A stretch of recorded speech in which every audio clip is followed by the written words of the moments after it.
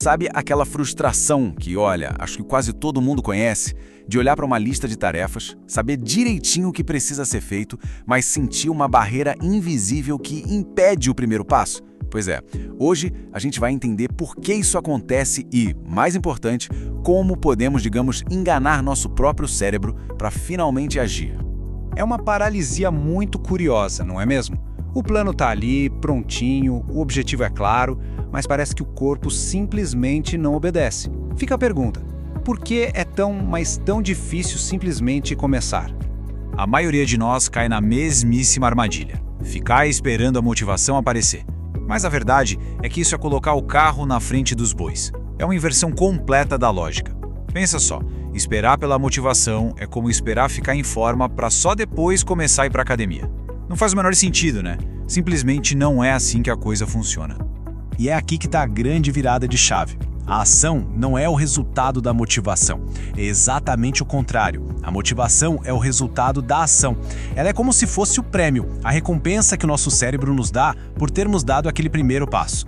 Ok, mas para entender por que a sinércia acontece, a gente precisa olhar para a programação de fábrica do nosso cérebro. E aqui vem uma surpresa. O objetivo principal dele não é o nosso crescimento ou sucesso. É algo muito mais básico: sobrevivência. E para o cérebro, sobreviver significa economizar energia a qualquer custo.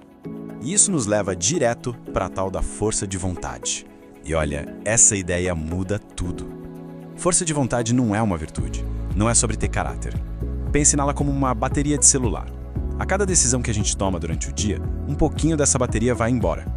É exatamente por isso que no final de um dia cheio, com um monte de decisões difíceis, a tentação de pedir um hambúrguer ou de se jogar no sofá parece irresistível. E o ponto aqui é: isso não é fraqueza, é que a bateria da força de vontade literalmente acabou. E aí o cérebro entra em modo de emergência, buscando a recompensa mais fácil e rápida que estiver na frente. O que a gente vê aqui é basicamente o cabo de guerra que acontece dentro da nossa cabeça o tempo todo. De um lado, tem o nosso cérebro primitivo, que só quer saber de prazer imediato e economizar energia.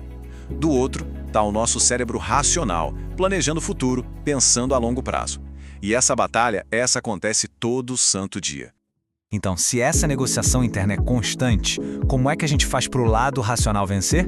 A resposta é genial na sua simplicidade: agir antes mesmo que essa negociação tenha chance de começar. Pensa um pouco, cada segundo que passamos hesitando, pensando, será que eu vou?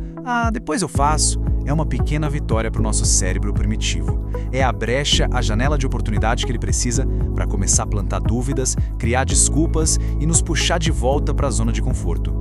E para vencer essa negociação, existe um truque genial: a regra dos 5 segundos. Teve o impulso para agir, imediatamente começa a contar de trás para frente. 5, 4, 3, 2, 1 e haja. Mova-se fisicamente. Essa contagem força a mente a sair do modo de debate infinito e entrar no modo de lançamento. É um gatilho que corta o ciclo de pensamentos e abre caminho para a ação. E o mais legal é que isso não é só um truque mental, não. A neurociência mostra que o ato de se mover fisicamente ativa diferentes partes do cérebro. É como se a gente desligasse o centro de análise excessiva e ligasse o centro de execução. A ação, literalmente, mata o excesso de pensamento. Só que, vamos combinar, lutar essa batalha contra o cérebro todo dia é cansativo. E se, em vez de lutar com mais força, a gente pudesse lutar de forma mais inteligente? A chave está em redesenhar o campo de batalha, o nosso próprio ambiente. E aqui está um segredo surpreendente sobre o autocontrole. As pessoas que a gente acha super disciplinadas não são as que têm a maior força de vontade. Na verdade, elas são as que menos precisam usar a força de vontade, porque organizaram a vida delas de um jeito que a tentação nem aparece com frequência. A estratégia é simples: tornar as coisas boas fáceis e as ruins difíceis. É sobre atrito. Se a roupa de ginástica já está à vista, o atrito para treinar é baixo. Se os apps e delivery estão na primeira tela do celular, o atrito para pedir comida é quase zero. No fim das contas, o ambiente quase sempre vence a força de vontade. Ok, então já ajustamos o ambiente. Mas e quando a tarefa em si parece uma montanha? A solução é torná-la tão pequena que seja impossível não começar. E o número mágico para isso é 2. É a regra dos 2 minutos, popularizada por James Clear.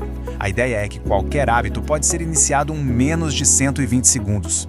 ler uma única página, fazer uma única flexão, apenas calçar os tênis de corrida. O objetivo não é terminar a tarefa, é simplesmente começar. Porque, como na física, um corpo em movimento tende a permanecer em movimento. Então vamos juntar as peças. Aprendemos a parar de negociar, a redesenhar nosso ambiente e a começar pequeno. E tudo isso nos leva a uma conclusão muito poderosa sobre como a mudança realmente acontece. O ponto crucial é este: a vida não muda quando os sentimentos mudam. A vida muda quando as ações mudam. O estado emocional é passageiro, vem e vai, mas as ações que tomamos ou deixamos de tomar são o que de fato constroem o futuro.